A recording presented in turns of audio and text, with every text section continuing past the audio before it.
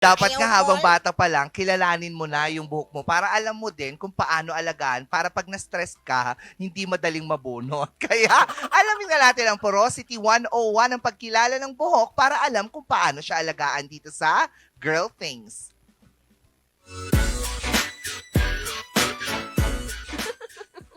Bakit ganun ang hair? It's giving dramatic. Sa sobrang dry, parang halamang hindi nadiligan. Tapos kapag magsha-shampoo ka pa, ang tagal mabasa. O di kaya kabaliktaran. Sa sobrang absorbent ng buhok, daig pa ang dishwashing sponge sa kusina. Hep hep hep, time out muna sa hair shaming. Hindi porket sobrang absorbent o sobrang tuyo ng buhok, ay matik nang may something wrong. The hair drama is totally real. At hindi rin ito kulam ng ex mo. Ang salarin, hair porosity. Meron talaga mga products na wa-effect kung hindi swak sa needs ng hair mo. Sayang na nga ang pera, sayang pa ang effort, di ba? Mahalaga na malaman natin ito para makapili tayo ng hair products na angkop sa pangangailangan ng ating buhok. Pero ano nga ba ang hair porosity? Ang hair porosity ay ang kakayahan ng buhok natin na maka-absorb at maka-retain ng moisture. Ito ay may kinalaman sa cuticle layer ng buhok, ang outermost layer na nagsisilbing protection ng ating hair strands. May tatlong iba't ibang uri ng hair porosity. Unang-una, ang low porosity. Ito ang mga buhok na daig pa ang cocoa powder sa pagka-hydrophobic. Magkakalapit ang hair cuticles kaya mahirap itong maka-absorb ng moisture at matagal matuyo. Para maalagaan ito, use warm water at light products when washing your hair. Iwasan ng mga makakapal na cream para hindi ito mamuo sa buhok at maging oily. Pangalawa, medium porosity. Ito ang buhok na madaling kausap. Yung tipong sakto lang ang balanse sa absorption at retention ng moisture at hindi rin kailangan maghintay na matagal bago matuyo. Para naman sa hair type na ito, panatilihin lang ang regular hair care routine. Ang deep conditioning paminsan-minsan ay sapat na. At ang pangatlo, high porosity. Bukas na bukas ang cuticles, kaya kung gaano kabilis itong maka-absorb ng moisture, ganun din ito kabilis mawala. Parang check-in and check-out lang sa hotel ang peg. Ang resulta, dry and frizzy hair at madalas buhaghag. Maliban sa jeans, madalas itong epekto ng chemical treatments at hairstyling gamit ang iron o curler na kapag tumagal ay nakakasira ng hair. Para maalagaan ito, gumamit ng leave-in conditioners, hair products na may oil, at makapal na cream para manatili ang moisture. Pero paano nga ba natin malalaman kung anong hair porosity ang meron tayo? Simple lang. Una, ang chemical o heat damage. Kung madalas nalalagyan ng hair treatments o naiinitan ang buhok gamit ang blow dryer, curling iron at straightener, mataas ang chance na high porosity ito dahil sa damage na natatamo ng cuticle dulot ng chemical at heat. Pangalawa, kung gaano kabilis mabasa ang buhok. Kung mabilis itong mabasa habang naliligo, mataas ang level ng porosity nito. Pero kung mabagal itong mabasa at hindi agad nakaka-absorb ng tubig, mababa ang porosity level nito. Pangatlo, gaano kabilis matuyo ang buhok. Kung 8 oras at mahigit na ang lumipas at hindi pa rin natutuyo ito, mababa ang porosity level ng buhok mo. Pero kung mabilis naman itong matuyo kahit walang hair dryer o hangin, mataas ang porosity level nito. At pang-apat, ang water beads. Ang water beads ay kilalang sign ng low porosity hair. Dahil hindi absorbent ang cuticle, nagmimistula lang itong nakaupo sa buhok na parang dewdrop sa isang dahon. Now you know mga ka-MB, hindi lang ito basta kulot o straight ha. Importante rin na malaman natin ang ating hair porosity to pick the proper hair care routine and save money.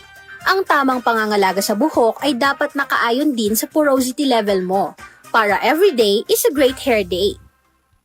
Exactly. Tama. Kaya nga ako everyday ako naliligo talaga ng hair. Pa? Oo. Parang hindi Parang naman yun yung... kakasabi niya Oo, lang. Hoy! parang sabi niya lang, Ayoko, parang, ano-anong pinagsasabi niyo ng mga sinungaling kayo. parang 2 beses lang sa isang Uy, buwan. hindi no. Isang linggo naman. Uy, 4 times a month. Wala yun. Para ba? Okay okay lang naman. Hindi naman siya yung ganyan ka. Hindi kasi ano. ayoko din siya talagang masira kasi nga mahilig akong mag-color ng hair. Oo. So as much as I can, Yeah. minimal lang yung pag-wash ko ng hair Para para hindi hindi mawash din mawash yung yung color niya. Unless ang gagawin ko na yung ginagawa ni Val na Yung magki-crepe crepe paper. paper. Oo, pero hindi kasi lalo na kapag nasanay ka din sa hair mo na yung yung nabi-bleach Yeah. Oo. tapos everyday mo siyang winawash, mas lalo siyang nagiging dry. Oh. So, medyo mababa siguro yung porosity level ko.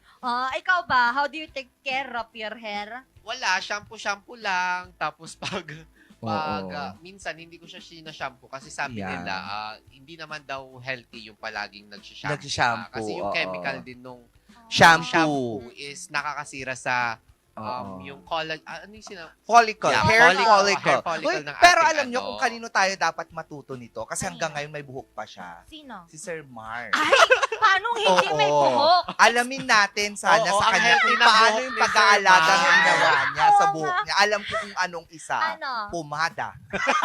What's pumada? Nada. So anyway, mga ka-MB, Pumada? Ang alam ko Pumada. kasi, every time kasi nalalabas si Sir Mar, ay nako, kompleto yan. Meron siyang shampoo. Yes. Oh. Meron siyang conditioner. Wow. Naku, treatment pa Oh, yan. hindi, at saka Wow. isa pa, sabi ko nga, dati, arutang. Gumagamit sila ng arutang dati. Change topic daw, wag na daw kasi medyo naglulugas na rin sa tuktok. Charot!